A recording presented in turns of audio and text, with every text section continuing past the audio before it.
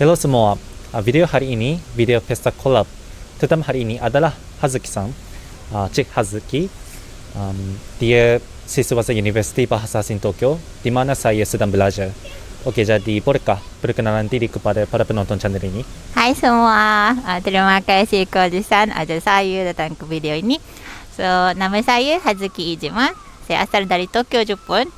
Saya senior kat Universiti Bahasa Asing Tokyo. Selamat berkenalan. Hari ini saya akan tanya beberapa soalan kepada Hazuki-san tentang Malaysia, bahasa Melayu dan lain-lain lagi. Soalan pertama, kenapa boleh berminat untuk belajar bahasa Melayu di universiti?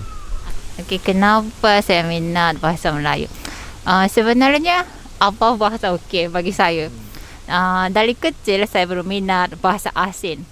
Tak tahu lah kenapa, tapi saya ada minat. So, apabila masuk universiti, saya buat laki loteri. Tahu tak Amida Kuji? Amida Kuji. Macam laki loteri kan. So, universiti kami ni ada 27 bahasa ada kan. So, saya tulis macam bahasa Cina, bahasa Perancis, bahasa Arabik. Yang macam tu. Dan macam ten. Lepas tu, oh, bahasa Malaysia. Okey lah, saya pilih. Itu je. Orang seterusnya, beberapa kali pernah pergi ke Malaysia. Rasanya dah 10 kali lah. Lebih kurang selepas masuk universiti, 1 tahun sekali ke 2 kali saya pergi ke Malaysia. Jadi dah lebih 10 kali. Bolehkah menerangkan program Hazuki-san masuk ketika pergi ke Malaysia? Macam ada kan banyak program untuk pergi ke Malaysia. Contohnya, pelajar-pelajar Universiti Bahasa Asing Tokyo yang jurusannya Bahasa Melayu perlu pergi ke Malaysia kan untuk mempelajari budaya, tradisi masyarakat Malaysia. Untuk pergi ke Malaysia, saya menyertai beberapa program Yang salah satu yang program yang universiti. Yang program itu bagi saya first time lah pergi ke luar negara. So, itulah Malaysia dan itu Johor pada masa itu. Dan first time saya jumpa orang Malaysia dan juga first time jumpa orang Islamic Muslimah. So memang terkejut yang toilet basah dan semua kan, sembahyang 5 kali, makan semua halal. Memang terkejut lah, ada banyak perbezaan dengan budaya Jepun dan budaya Malaysia. Tapi memang menarik. Kenangan manis lah pada masa itu. Dan keduanya macam intensif pergi ke syarikat Malaysia yang berkaitan Jepun. Yang ketiganya ajar bahasa Jepun di Malaysia. Yang keempatnya naik kapal belia. So kesasnya yang kapal belia tu ramai orang ada di situ. 300 belia kan, 300 orang duduk sama-sama lebih kurang 2 bulan naik kapal dan pergi dari Jepun pergi ke Malaysia, Indonesia, macam-macam luar negara lah.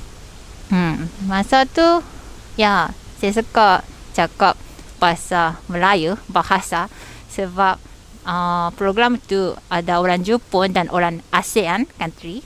So sebenarnya yang bahasa rasmi tu Inggeris. Tapi saya tak pandai cakap bahasa Inggeris. So ramai orang Malaysia bantu saya kan, program-program dalam bahasa Inggeris. Kadang-kadang kawan saya translate dalam bahasa Melayu dan saya faham dah. Oh, okey, terima kasih tu. So bahasa Melayu tu memang bantu saya. Seperti anda semua tonton Hazuki-san sangat fasih bahasa Melayu. Selepas menjadi graduan universiti, Hazuki-san bekerja sebagai apa? So, selepas habis universiti, saya bekerja sebagai macam freelance. Tapi saya buat kerja yang berkaitan bahasa Melayu.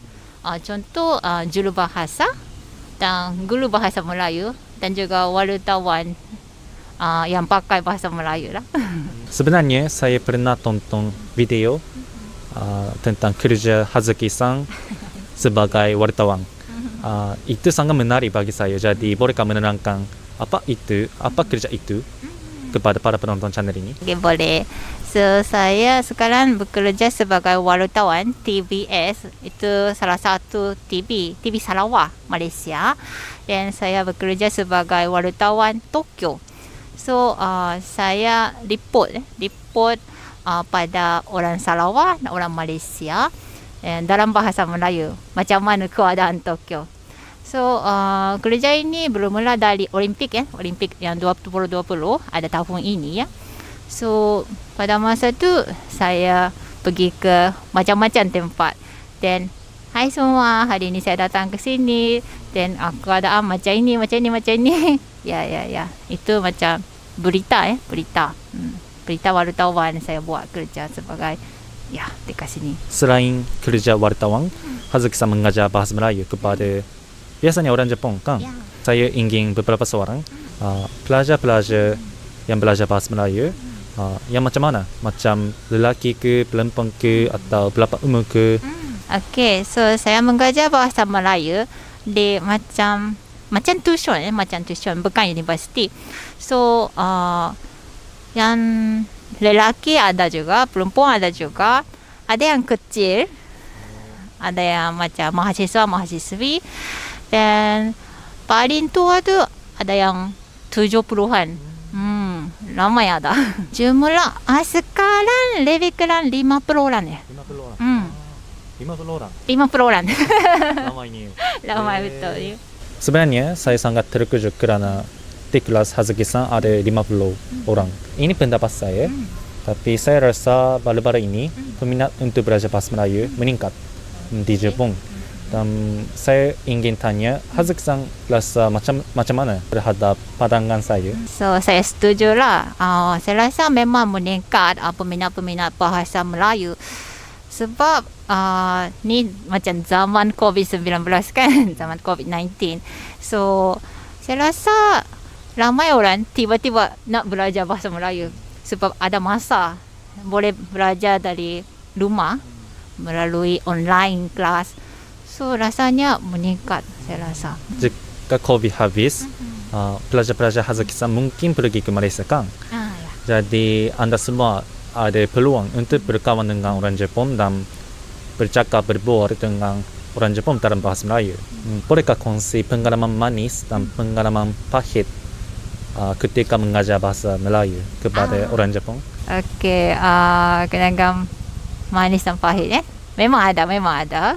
Yang kenangan manis tu, kalau pelajar-pelajar saya rasa gembira apabila mereka pakai bahasa Melayu, saya memang happy lah. Sebab kan mula-mula mereka tak boleh cakap bahasa Melayu, tapi lepas habis kelas saya ni, mereka dapat cakap bahasa Melayu dan dapat kawan dan hubungi jadi bagus. Apabila saya dengar cerita-cerita macam tu, saya rasa happy. Bagus tu. Yang kenangan pahit memang ada. Kadang-kadang kenapa saya tak boleh cakap bahasa Melayu lepas habis kelas ni? Cara mengajar cikgu ni tak bagus. Kadang-kadang ada komen macam tu juga, memang ada. Sebab saya pun manusia kan, dan juga saya bukan native kan. Memang ada kesilapan, kesalahan. So, rasa pahit. Tapi okey lah. Itu pun kan kami boleh belajar dari poin-poin macam tu. Jadi tak putus asa. Saya tanya follower saya dalam Instagram, adakah seorang kepada Hazuki-san, dan beberapa orang hantar komen macam Hazuki-san mengajar bahasa Melayu, tapi adakah rancangan untuk mengajar bahasa Jepun kepada orang Malaysia? Adakah rancangan macam tu? Okey. Ada sikit-sikit. Tapi bagi saya bahasa Jepun sangat susah. Saya betul. Susah kan? Dan kadang-kadang saya dapat komen, cikgu ni tak pandai cakap bahasa Jepun. Memang ada kan. Sekarang pun masih ada kosakata yang tak tahu. So cari Google dan tak tahu macam mana sebut, macam mana baca kanji ni. Memang ada. Jadi bagi saya susah. Perlu berusaha lagi sungguh-sungguh. So coba saya fikir lagi. Okay. Terima kasih Hazuki-san kerana datang ke channel saya. Bolehkah hantar komen kepada para penonton channel ini. So terima kasih banyak Coach San, ajak saya. Saya sangat kagum dia dan bangga juga sebagai kan sama universiti. Dan saya nak berterima kasih pada penonton channel Coach San sebab dia baik hati kan. Jadi peminat-peminat Coach pun memang baik hati kan. Saya percaya. So jangan lupa saksikan video-video seterusnya. Dan sekarang situasi kita ni mungkin susah dalam COVID-19 ni. Tapi kan saya harap kita boleh jumpa lagi pada suatu hari nanti. Ya, dan saya semoga berjaya Coach San. Kalau ada minat TVS, jangan lupa saksikan TVS channel 122 dan pada malam, setiap malam lagi pada pukul 8 malam. Okay, thank you.